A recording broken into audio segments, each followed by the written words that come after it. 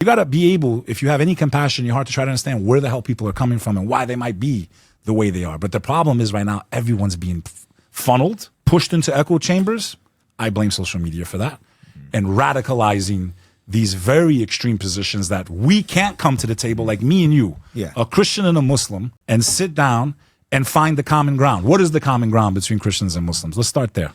I mean, I think there's a lot between Christians and Muslims. The religion, you know, Allah means God. In the Arabic, they both in love Hebrew, and adore Jesus. Yes, in Hebrew, Ilah, or the plural, the royal plural, Elohim. And in Aramaic, the language of Christ, Allah. It's literally a cognate, a word that is the same in three religions. If you watch the movie Passion of the Christ, made by Mel Gibson, I actually got to meet the brother. I worked with his brother for Marriott. His brother played Jesus Christ, Jim Caviezel. I worked with his brother.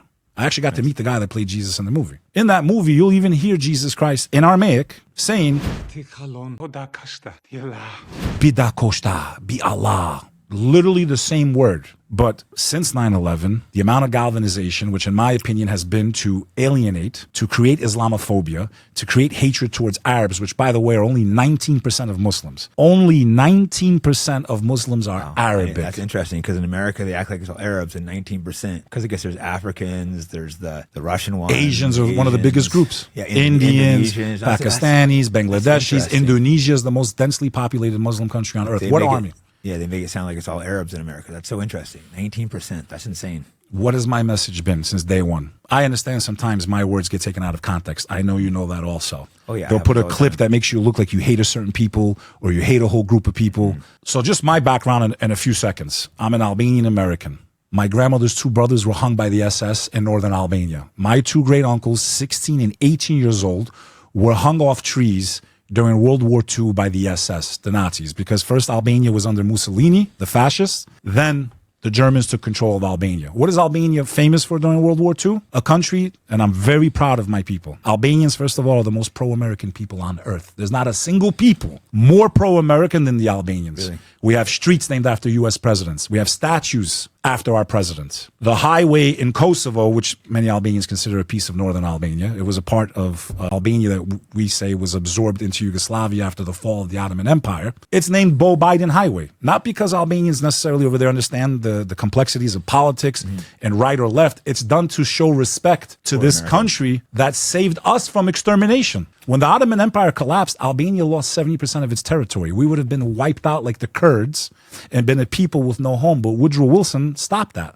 Really? If it wasn't for Woodrow Wilson, we would have been destroyed. So we're a very pro-American country. But during World War II, you know, we're about 60-70% Muslim. We also have a very strong Catholic population. Mother Teresa is one of our daughters. Mother Teresa is Albanian. I don't know if you know that. I didn't know that, no. Okay, and we also have an Orthodox population. I am so proud of Albanians because even though we've been in the crossroads of all the empires, we never allowed religion to destroy ourselves amongst each other. We have been major religious fighting there? Never killed each other over religion. And during World War II, my people, including Christians, Christian Albanians, saved every single Jewish refugee that came to Albania's lands. It's the only country in Europe that not a single Jew died. Interesting. In a majority Muslim country. Well, there was lots of Jews living in the Muslim countries before Israel was created. It was like all over Iraq, Iran. A lot of them didn't want to immigrate to Israel. I believe it was Iraq. Mossad came and started bombing the Jewish population, acting like it was the Muslims to get them to immigrate. I'm not an expert on all of that, but what I do know, Jake, there is an agenda by people like Laura Loomer. There was an agenda. I don't know if he did it on purpose or he just didn't have the knowledge of people like Charlie Kirk this last month, just pushing these narratives, Muslim this, Muslim that, Islam this, Islam's the greatest threat to the West, responding to these tweets. Yes. And then we look at the history. Is it in the doctrine of Islam? Is it in the doctrine of Islam to hate Christians and Jews? Is it in the doctrine of Islam to call Christians and Jews infidels?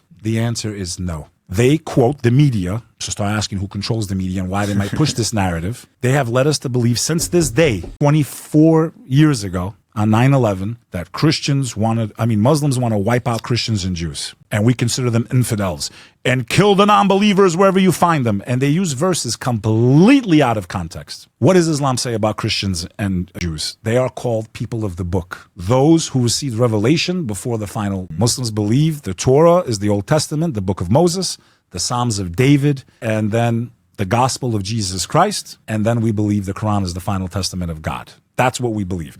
In that book, God said, there is no harm upon the Christians or the Jews. If you follow the revelation I sent you, then even salvation, right, is promised to you. If you're following actually what Jesus brought, if you're following what Moses brought, and you keep that covenant that I gave with you, this is what the book says. If Islam was the enemy of Judaism, because that's the reason I felt so compelled to speak about this. They're using this narrative to justify everything that's been happening over the last 75 years. And most of these people are atheists. Most of them don't even practice Judaism. Most of the Jews that are pushing are mostly atheists. Laura Loomer should be ashamed of herself. The religion that literally, and it's not to pick on my Christian brothers and sisters, but history is history. They were hunted down throughout Europe. Christian kingdoms wiped them out, burned them at the stake. Look it up. If I'm lying, drop the comments. I'm not. Yeah, I don't know enough about the history. Okay. So. Yes, the Muslims controlled Spain for almost 500-600 years, whatever it was. They're still the most Catholic country in the world. If it was to force people to conversion, the Muslims could have done that in Spain. They didn't do it. When the Christians regained control, and I don't believe the Muslims should have invaded Spain. I don't think they were operating by Islam, in my opinion. We were commanded by the Prophet Muhammad to not oppress and not be oppressed. The book says it too. I don't believe that the Hagia Sophia should have been converted into a mosque when the Ottoman Empire took over. At least they didn't burn it down. That's such a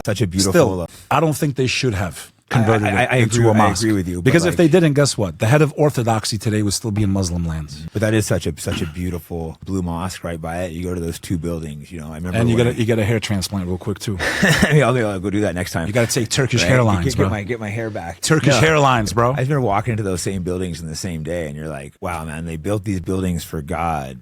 I was like maybe atheist, agnostic back at the time, and you realize you can kind of feel the power of God in those buildings. You walk both of them. You walk in, you're like, wow, like humans did this for a greater power. It's just, they're magnificent. We don't build buildings like that anymore.